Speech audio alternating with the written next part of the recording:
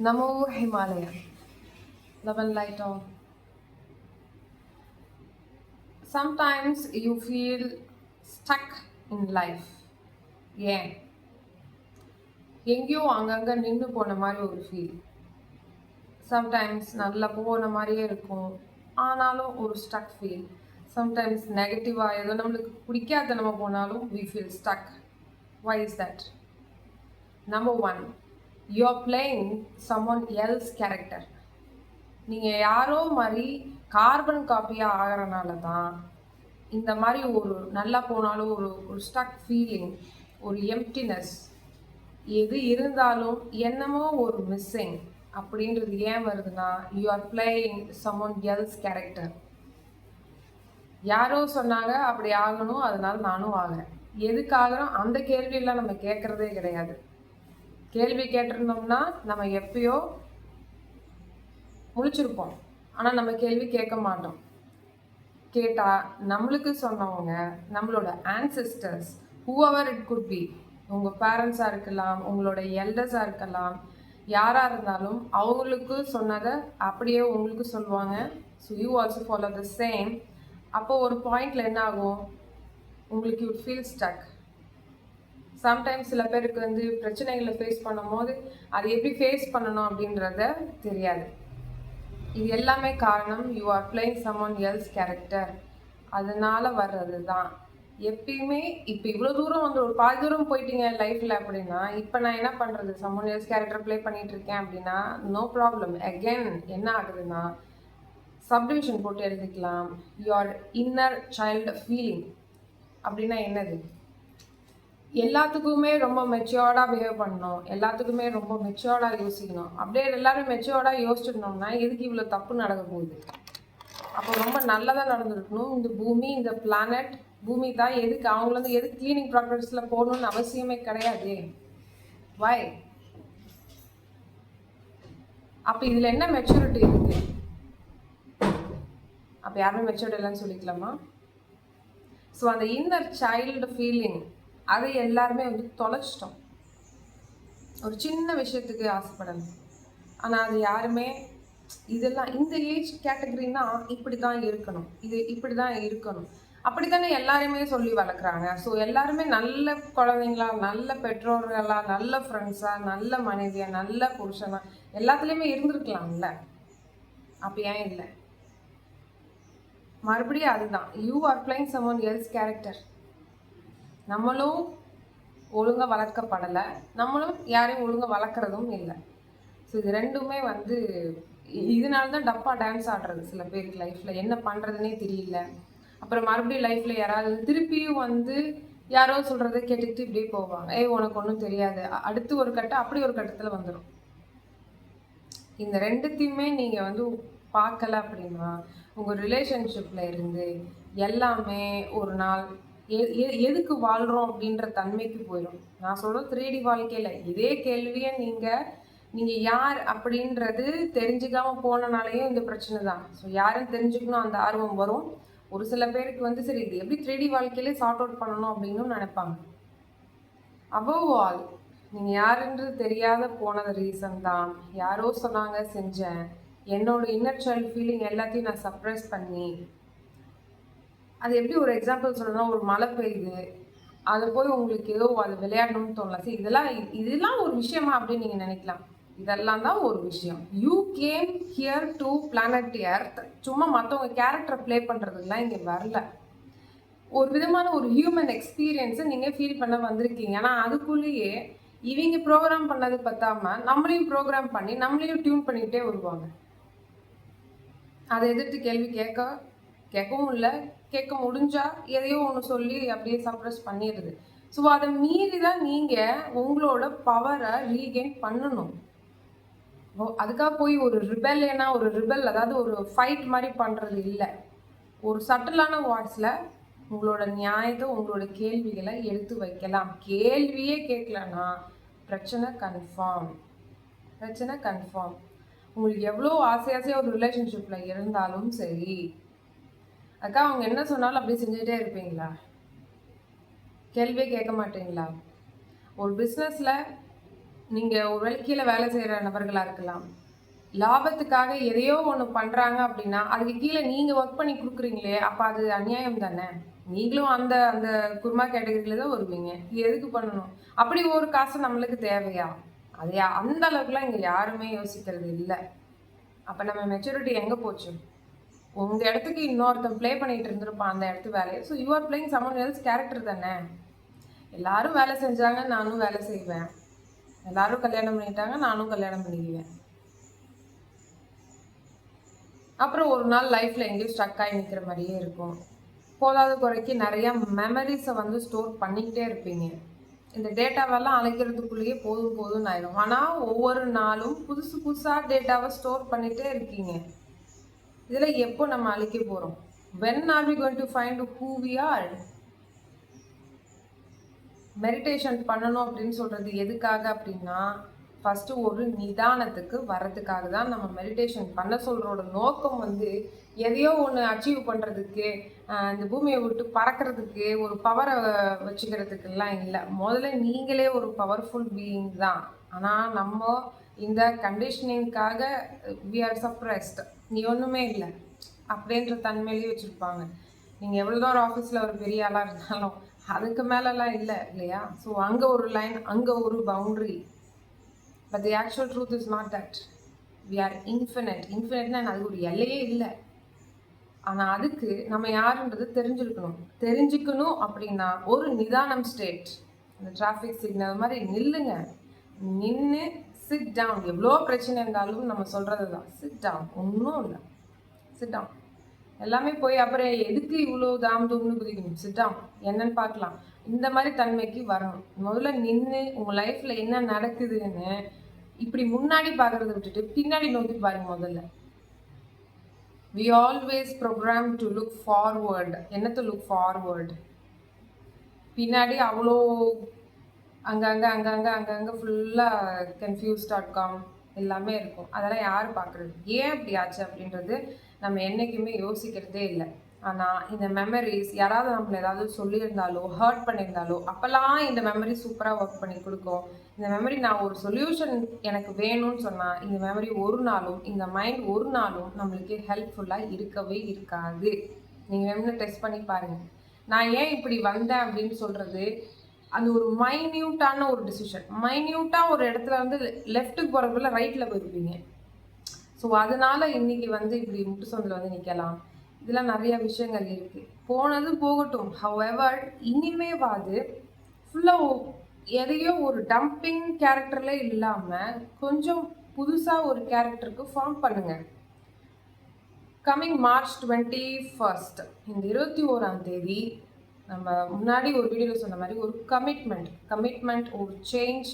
இதெல்லாம் எதுக்கு நான் இங்கேருந்து சொல்கிறேன்னா, அந்த சேஞ்ச் உங்களுக்குள்ளே வரணும். போனது போட்டும். Because of all the false matrix ப்ரோக்ராம்னால எல்லாமே ரியாலிட்டியில் வந்து இருக்கிற மாதிரியே இருக்கும். நீங்கள் வாங்கின கார், ரிலேஷன்ஷிப் எல்லாமே இருக்கிற மாதிரி இருக்கும். லிசன், இது எதுவுமே உண்மை கிடையாது. You are creating your own reality அப்படின்றது அதுதான் உண்மை. அதுதான் நம்ம எப்பயுமே சொல்லுவோம். நீங்கள் யாரோ சொல்கிறாங்கன்றனால you took a decision and you change, you altered your reality. அதனால தான் இந்த மெஸ். யாரோ உங்களை வந்து ட்ரிகர் பண்ணுறாங்க அப்படின்னா யூ ஆர் அலோவிங். நீங்கள் என்ன பண்ணுறீங்கன்னா, யாரோ வந்து முன்னாடியே சொல்லியிருப்பாங்க, பரவாயில்ல என்னதான் இருந்தாலும் அது வந்து நம்ம பிளட், நம்ம ரத்தம், இல்லை நம்மளோட ஃபேமிலி, இப்படியெல்லாம் சொல்லியே எவன் பண்ணுறது தப்புன்றதை நம்மளால சொல்லவும் முடியாது. நம்மளையும் மாற விட மாட்டாங்க. நம்ம ஒருத்தர் மாறினால்தான் அடுத்து ஒரு 4 பேர் மாறுவாங்க. ஆனால் அது மாற விட மாட்டாங்க. That is called the preconditioning of the mind. அதுதான் உங்கள் ரியாலிட்டியில் ப்ரொஜெக்ட் பண்ணி இப்படி நின்றுட்டே இருக்கும். ஆனால் கடவுள் எப்படி பண்ணுறாருன்னா, அந்த ட்ரிகரிங் பீப்புள் மூலியமாக தான் உங்களோட இன்னர் சைல்டு அந்த ஃபீலிங் நீங்கள் எப்படி ரெஸ்பாண்ட் பண்ணியிருப்பீங்க. ஒரு வேளை எதுவுமே உங்களுக்கு சொல்லி தரலன்னா எப்படி ரெஸ்பாண்ட் பண்ணியிருப்பீங்க. இந்த ஹர்ட்டிங் அப்படின்றது யாரோ ப்ரோக்ராம் செய்யப்பட்டது, ஒரு ஃபீலிங். Please understand. அது இல்லை அப்படின்னா உங்களோட இன்னர் சைல்டு ஃபீலிங் எப்படி இருக்கும்? அப்படியே சிரிச்சுக்கிட்டு அப்படியே போயிருப்பீங்க. உங்களுக்கு சிரிக்கலன்னு சொல்ல, சரி ஓகே புரியுது, அட்லீஸ்ட் அதை தள்ளி விட்டாது போயிருப்பீங்க. நம்ம சின்ன குழந்தையா இருக்கும் போது எல்லாருமே நம்மளுக்கு ஃப்ரெண்ட்ஸாக இருக்க முடியும். கண்டிப்பாக யாரோட நம்ம சேராமல் போயிருப்போம். அதெல்லாம் நம்ம யோசிச்சுட்டு இருப்போமா? அதெல்லாம் இல்லை. எப்போ பிரேக் விடுவாங்க, நம்ம எப்போ போய் விளையாடலாம், லைக் இந்த மாதிரி தான் நம்ம இருந்திருக்கோம். Where is that child feeling? எங்கே போச்சு? சும்மா மெச்சோர்டெல்லாம் இல்லை. அதெல்லாம் விட்டுட்டு கொஞ்சம் பின்னாடி போங்க, ரிவர்ஸில் போங்க. ஹவ் யூ ஆர், நீங்கள் எப்படிலாம் இருந்தீங்க, கலெக்ட் தோஸ் மெமரிஸ். ஆனால் நீங்கள் கலெக்ட் தோஸ் மெமரிஸ்ன்னு சொன்னால் நீங்கள் என்ன பண்ணுவீங்கன்னா, ஐயோ நான் எப்படி இருந்தேன், நான் இப்படி ஆகிட்டேனே, இப்படிலாம் நான் இருந்தேன்னு சொல்லி கண்ணீர் வடிக்கக்கூடாது. Don't become a rebellion also. Instant find out, நான் எப்படி ஆகல இருந்திருக்கு, இது எப்படி காண போச்சு, சரி ஓகே இதுக்கப்புறம் இது நான் எப்படி அழகாக சின்ன சின்ன விஷயங்கள் கூட நம்ம ரசிச்சிருப்போம். அப்போ நிறைய பேரண்ட்ஸுக்கு பிரச்சனையாக இருந்திருக்கலாம். பட் நம்ம அந்த ஒரு மழை பெய்யுதுன்னா அதை ரசிப்போம், நம்ம அதை விளையாடுவோம். ஒரு சின்ன ஒரு பொருள் பார்த்தா நம்ம அதை ரசிப்போம். பட் இப்போ அப்படியா இருக்குது? இல்லை. எங்கே இருக்குது? எந்த பொருள் எந்த இஎம்ஐக்கு வாங்கலாம்? இப்படி தான் போயிட்டுருக்கு. இந்த நம்பர் கேமில் இந்த கரன்சியில் மாட்டியாச்சு. ஸோ அப்போல்லாம் கரன்சினா என்னன்னு கூட நம்மளுக்கு தெரியாது. இந்த மாதிரி உங்களோட இன்னர் சைல்ட் ஃபீலிங்கை எடுத்துகிட்டு வர வர வர உங்களுக்குள்ள ஒரு புது ஃபீலிங் வரும். இந்த ஃபீலிங் கண்டிப்பாக மார்ச் 21 இந்த கமிட்மெண்ட், இந்த சேஞ்ச்குள்ளே எடுத்துகிட்டு வாங்க.